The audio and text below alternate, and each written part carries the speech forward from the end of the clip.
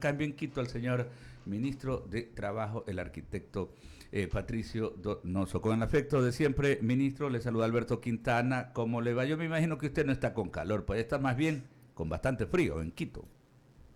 Alberto, muy buenos días. Muchas gracias por este contacto con INO29 y permítame, antes de contestar su inquietud, enviarle un saludo muy afectuoso a Wendy, quien ayer estuvo de cumpleaños, según las redes sociales dan a conocer. Y por supuesto, le mando un fuerte abrazo, un día de retraso, pero bueno, es la oportunidad para desearle a una gran funcionaria de INO29 y una gran periodista un abrazo desde acá, desde el frío de la ciudad de Quito. Aunque no está tan frío, Ah, mire ya. usted que no está tan frío, más bien tenemos un sol que está apareciendo radiantemente. Qué Por lo bueno. tanto, esperamos tener un buen día, mi estimado Alberto. Sí, claro que sí. Bueno, son 48 horas de retraso, para ser más preciso, pero Lo de bueno. No me Wendy. diga. Más vale tarde que nunca. Más vale tarde que nunca. Oiga, ministro, y antes de meternos, ¿no?, en los temas que maneja su portafolio, ¿no? Yo creo que sí es importante, y a mí siempre me gusta recalcarlo. Usted ahora es ministro de Estado, en su momento fue presidente de la Cámara de Agricultura de la Primera Zona, ha sido legislador y vicepresidente de nuestro Parlamento, y ha sido un ecuatoriano comprometido con su país, sobre todo. Así sí me gustaría escuchar en primera instancia una reflexión de este momento, ¿no? Habida cuenta de las protestas, algunos bloqueos, ya el país entero conoce, hemos estado informando desde temprano también, el apresamiento del presidente de la CONAIE. ¿Qué reflexión hace en este punto, ministro, respecto a toda esta situación? Muchas gracias por sus gentiles referencias a mi persona.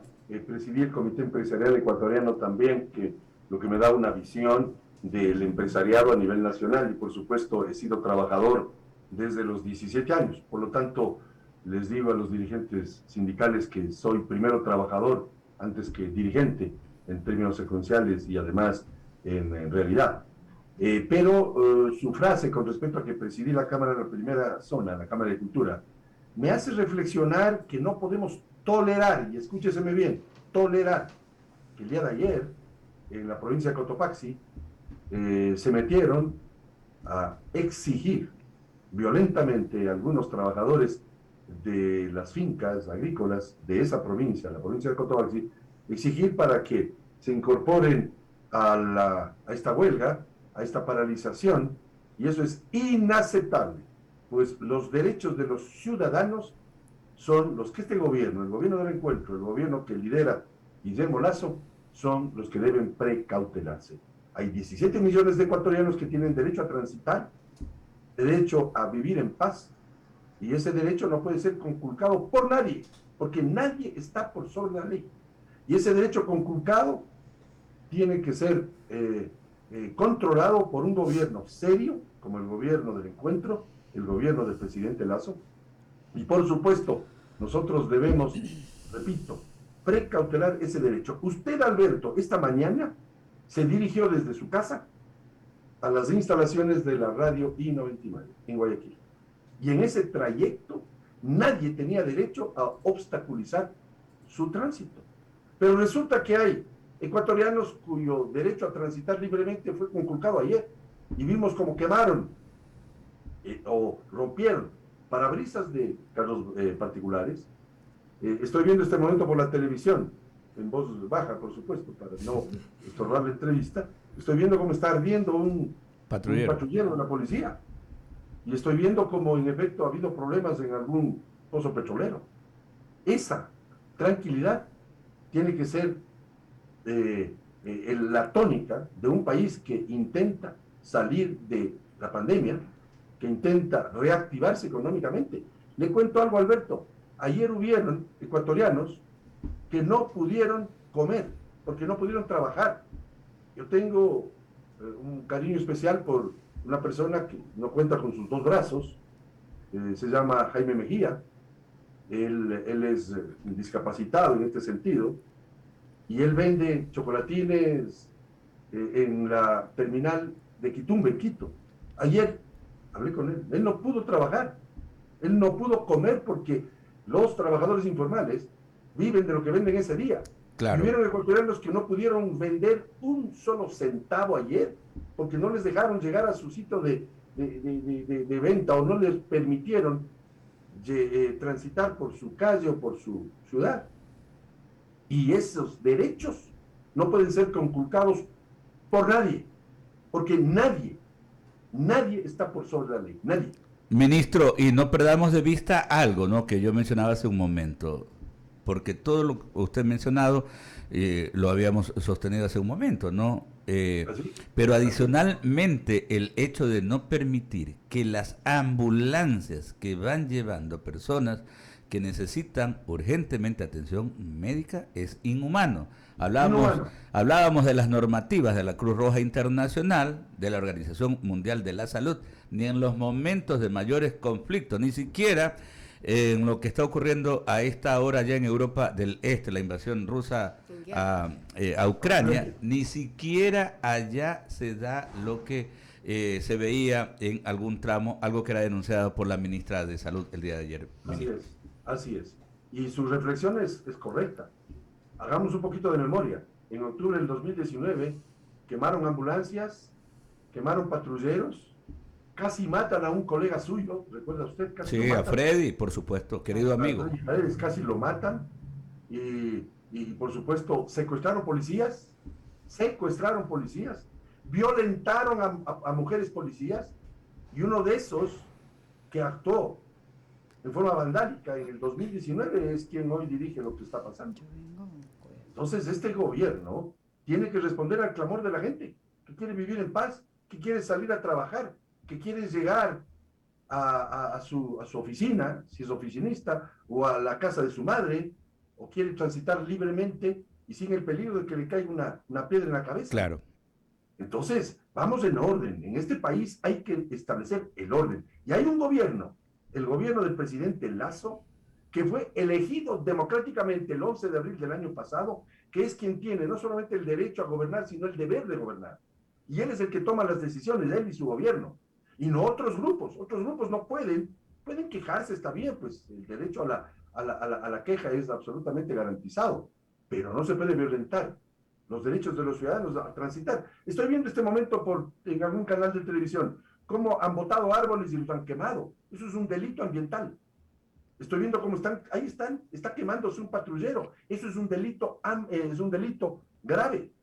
Claro y que por sí. supuesto, la toma de pozos petroleros o frases como aquellas de que hay que bajarse al presidente, eso no es tolerable. Repito para que me oigan bien clarito, eso no es tolerable. Claro que Este sí. gobierno es un gobierno serio, es un gobierno que respeta el diálogo, que invita al diálogo, estamos dialogando. Y en I-99 he conversado en múltiples ocasiones con usted, Alberto, con Eduardo Mendoza, en fin, con todos ustedes, de la necesidad y del hecho cierto de que este gobierno dialoga.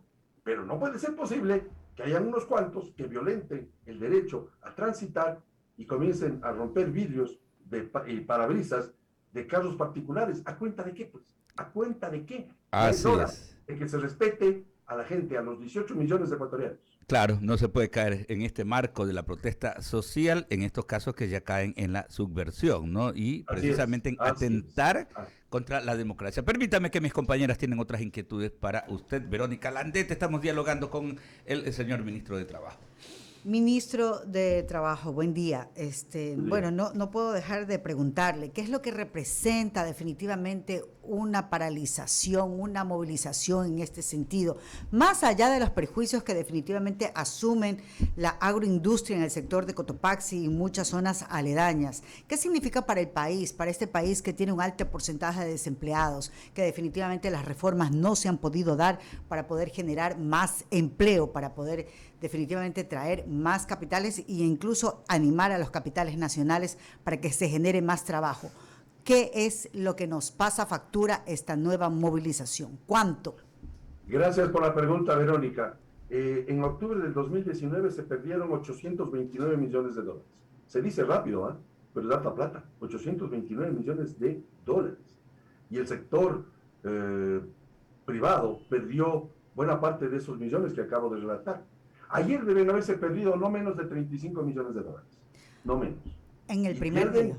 Y pierden los floricultores, pierden los que venden, los ganaderos que intentan vender su leche y pierden la gente que trabaja en los mercados, que los se les dañan sus transportistas. productos. Acabo de mencionar el caso de este muchacho, Jaime Mejía, que tiene problemas, que no tiene sus dos brazos, sin embargo hace un denodado esfuerzo por trabajar vendiendo chocolatines en Quitumbe, en la central Quitumbe, en la terminal Quitumbe aquí en Quito, y hubieron gente que perdió, que ayer no pudo comer, Verónica, más allá de las ingentes pérdidas de la gente.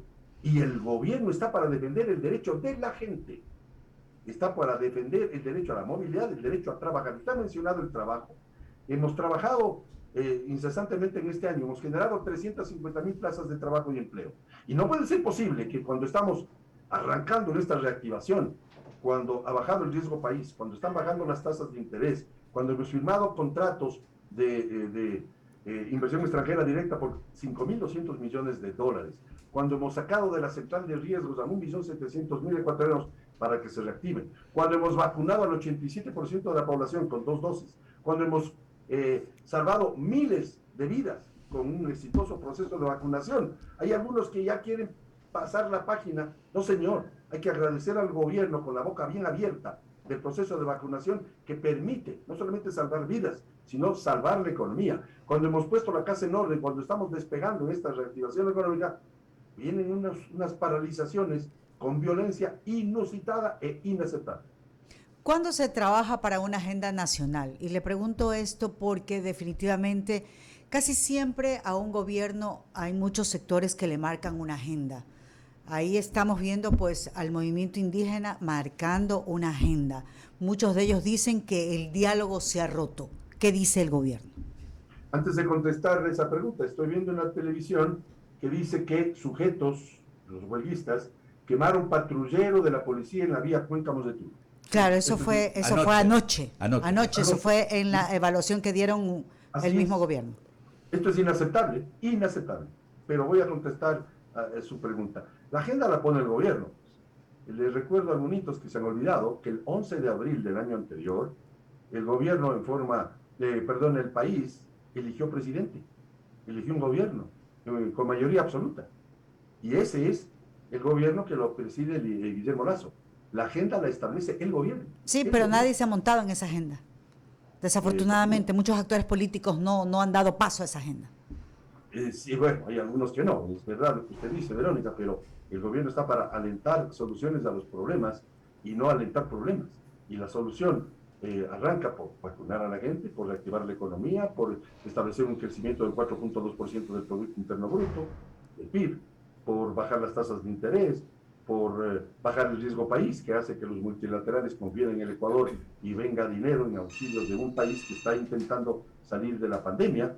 El Ecuador tiene un gran comportamiento en el tema de la pandemia, estamos saliendo de la misma, sin duda alguna. Hemos vivido tiempos y momentos difíciles, pero un gobierno serio, un gobierno responsable, hace lo que se tiene que hacer, más allá de que algunos no se monten en la agenda o no se sumen a la agenda. Pero ya que usted menciona esto de la agenda, por ahí archivaron un proyecto de inversiones con 87 votos, cuando bien pudieron esas 87 voluntades poner los textos que creían ellos pertinentes para aprobar una ley inherente a las inversiones, porque la ecuación más inversión, más emprendimiento y empresas hace que se genere más empleo.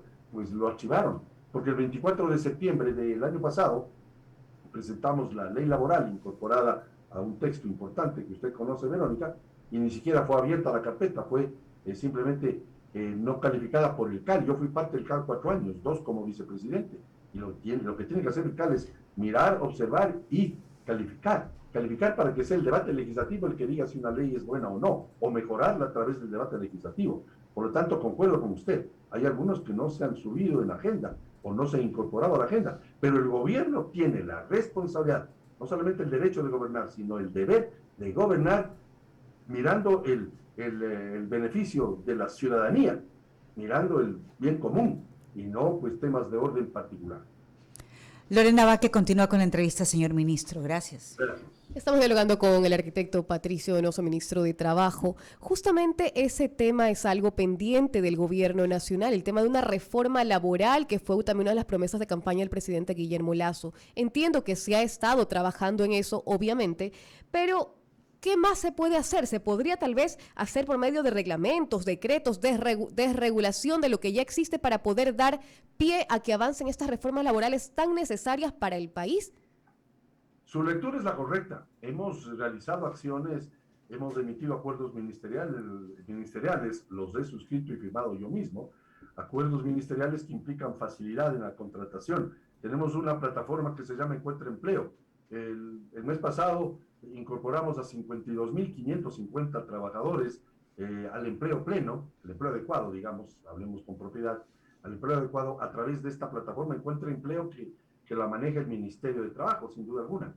Más allá de que no tenemos esa ley aprobada, ese proyecto de ley del cual hacía referencia hace pocos minutos. Sí, claro que se pueden hacer cosas. Hemos generado 350.000 plazas de trabajo y empleo desde el 24 de mayo del año anterior hasta el 31 de diciembre, es decir, en el ejercicio 2021. Y por supuesto seguimos bregando por generar empleo, pero es importante también saber que necesitamos una ley mucho menos rígida que provoque que los empresarios, sobre todo los medianos y pequeños, pierdan el miedo a incorporar nuevos ecuatorianos a sus nóminas de trabajadores. Solo así se genera empleo, solo así se lucha contra la informalidad. Si incorporamos con todos los derechos, por supuesto, a nuevos ecuatorianos en esas nóminas de las MIPYMES, las medianas y pequeñas empresas, para que tengan derecho a una afiliación a la seguridad social, para que puedan contar con la posibilidad de acceder a un préstamo hipotecario, a un préstamo quirografario, que reciban su 13º sueldo, 14º sueldo, vacaciones, fondos de reserva, es decir, que no se conculque aquel derecho más importante después del derecho a la vida que tiene el ciudadano, que es el derecho al trabajo. Y estamos bregando por tener esa ley. Y usted bien lo conoce, estamos dialogando, esa fue la petición expresa del presidente Guillermo Lasso, dialogando con los líderes sindicales. Hemos tenido ya 3, creo que quizás 4 reuniones importantes, mesas de trabajo, conversando con los dirigentes de los sindicatos que conforman el Frente Unitario de Trabajadores del FUT. Hemos conversado con la CUT, la Central Unitaria de Trabajadores. Hemos conversado con la CTE, la Confederación de Trabajadores del Ecuador. He recibido en mi despacho a todos los dirigentes sindicales, al señor José Villavicencio, al señor Mesías Tatamuez, Ángel Sánchez, al señor Edgar Zarango, al señor Richard Gómez, en fin, a todos los dirigentes que tienen pleno derecho a defender a los trabajadores. Pero el gobierno, más allá del derecho y el deber que tenemos de defender a los trabajadores, queremos defender el derecho de los no trabajadores, de aquellos que no tienen empleo. Y hay 7 de cada 10 ecuatorianos que están esperando una respuesta efectiva de contar con una normativa laboral que sea mucho más amigable, que sea menos rígida y que posibilite la contratación de ecuatorianos en sus nóminas de trabajadores. ¿Cuáles serían los ejes principales dentro de este proyecto, esta reforma de la ley, donde ya no sea tan rígida y no se haga tanta tramitología al momento de poder contratar personas, que es lo que ustedes mantienen y creo yo que se va a mantener dentro de estas negociaciones con los gremios y sectores? Así es, una ley, y voy a ser claro y directo, aunque puedo pecar de repetitivo o de reiterativo, pero una normativa laboral que sea más amigable, que facilite la contratación de personas, que se haga o se logre que se pierda el miedo a contratar, a crecer, a abrir nuevas sucursales, a hacer nuevas inversiones, capital de riesgo, o reinvertir, si Dios mediante se ha tenido utilidades. Yo le pido a usted y a todos quienes conforman INO 29, en forma muy respetuosa, por supuesto, entrevisten a cualquier empresario, a cualquiera, mediano y pequeño mejor. Entrevisten y pregúntenle, ¿por qué no contratan más gente? ¿Por qué no incorporan nuevos trabajadores en sus nóminas de trabajadores? ¿Por qué no abren nuevas sucursales en su propia ciudad o en otras ciudades a lo largo y ancho de la geografía ecuatoriana? Y la respuesta, le aseguro, será porque la normativa laboral no es amigable y, por supuesto, no hemos logrado perder el miedo a crecer como negocio, porque hay muchas complicaciones. Esa facilitación... Porque se los ha entrevistado. Ya la hicieron otros países circundantes del Ecuador, y nosotros lo que queremos es tener una normativa mucho más amigable, mucho más flexible. Con 7:53. Ministro, finalmente algo, ¿no? Yo ayer que arrancábamos la semana de labores hacía una reflexión, ¿no? Luego del desarrollo de la Cumbre de las Américas, ¿no? Cumplida en Los Ángeles, allá en el estado de California. Yo decía, quedaron varias cosas interesantes, ¿no? El tema de Google, por ejemplo, me llamaba la atención, esta inversión que van a hacer en el tramo entre 4 o 5 años acá en América Latina, $1.200 millones, en infraestructura, desarrollo de habilidades digitales, comunidades y otros aspectos que caen dentro del campo social. Yo decía, lamentablemente, todo aquello derivado de la cumbre, que no solamente tenía que ver con el encuentro de los líderes, de los presidentes, sino también con los representantes del sector empresarial, de la sociedad civil. En definitiva, todo eso se queda de lado precisamente porque el país tenía que ayer arrancar la jornada con todo este tema de la protesta. A veces como que no terminamos. Igual pasó con la cumbre del cambio climático, la que se desarrolló en Glasgow, allí en Escocia, en noviembre del año pasado.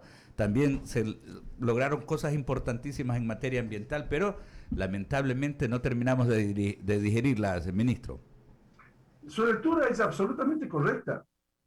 Mientras estamos haciendo el mejor intento por brindar una buena imagen del Ecuador en el concierto internacional, con los exitosos viajes del presidente Lasso a la Cumbre de las Américas, a lo de Glasgow hace un par de meses fue también muy, muy exitoso en el campo ambiental. Todo lo que usted ha hecho referencia es absolutamente cierto. Pero resulta que aquí en el Ecuador hay algunos que no quieren sumarse a ese desarrollo y, por supuesto, acabo de ver en televisión cómo la gente ha tenido que caminar para llegar a su lugar de trabajo y muchos no han llegado, muchos no han podido trabajar y comer ayer. Entonces, complemento la respuesta a su inquietud periodística de que no hay derecho que mientras el gobierno hace el mejor de los esfuerzos por atraer inversión extranjera, por suscribir contratos de inversión extranjera directa por $5.200 millones, por haber generado 350.000 plazas de trabajo y empleo, hay algunos que no entienden que quien dirige el país por decisión soberana, decidida el 11 de abril del año 2021, es el presidente Guillermo Lasso y su gobierno. Y no puede ser posible que alguien a machote quiera establecer la forma de establecer las políticas de Estado. No, señor. Se puede escuchar y nosotros somos, o hemos sido campeones del diálogo, campeones del diálogo. Conversamos con todos aquellos que quieren conversar. Nosotros mismos, me parece que Verónica hacía referencia, estamos conversando con el FUD y conversamos con todos aquellos que quieran conversar, pero no pues aceptando esta situación que estamos viendo por televisión, esas imágenes de quemar